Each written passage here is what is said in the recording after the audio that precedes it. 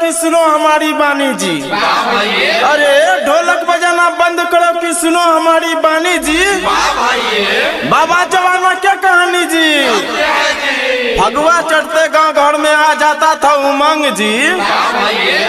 अरे फगुआ चढ़ते गांव घर में आ जाता था उमंग जी।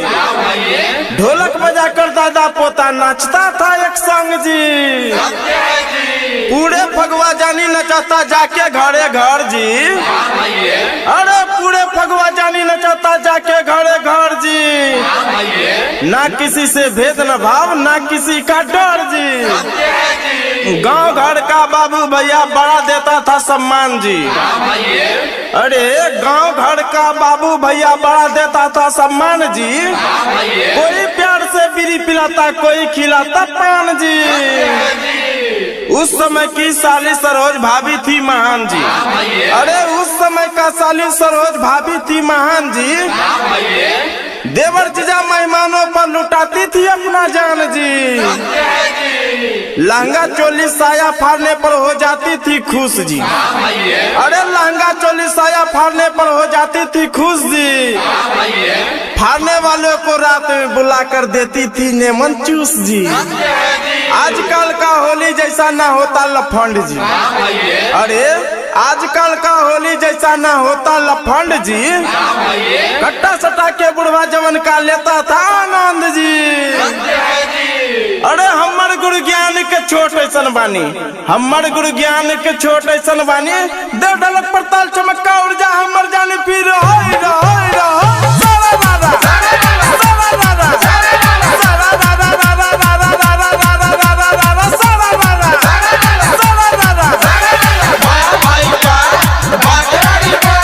मैल देव रंग भोजी तीन ठकिया। मैल देव रंग भोजी तीन ठकिया। जो बन के तोहर बन के तकिया फिर होई रहोई रहो। सारा रारा सारा रारा सारा रारा। अलवा के भाव नहीं सुथनी के मोल।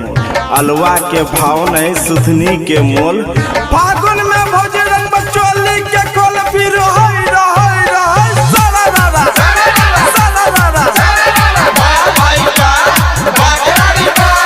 भेलो जवान हुक टाइट भेला। भेलो जवान हुक टाइट भेला। फगुआ में बड़का हेड लाइट भेला फिर होई रहोई रहो। सारा रारा सारा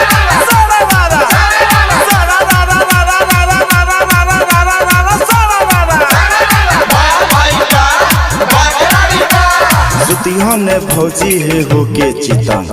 सुतिया ने भौजी है होके चितंग। डाल देता छौड़ा खजाना में रंग फिर होई रहोई रहो। सारा रारा सारा रारा।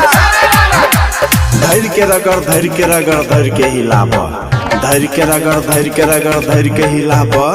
भौजी है प्यासल छी दूध पिलाबा फिर होई रहोई रहो। सारा रारा सारा रारा सारा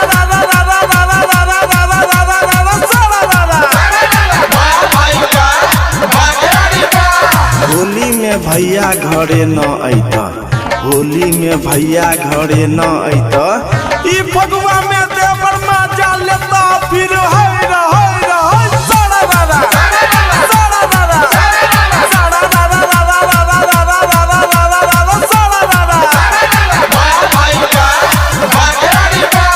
हुक्का करे गुड़ गुड़ बीड़ी फूक फूक। हुक्का करे गुड़ गुड़ बीड़ी फूक फूक। भौजी के सूझे न चोली के हुक बेर होई रहोई रहो।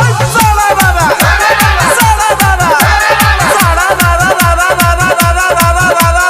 सारा रारा। हे नब की भौजी के बारी खोला। हे नब की भौजी के बारी खोला। भीतर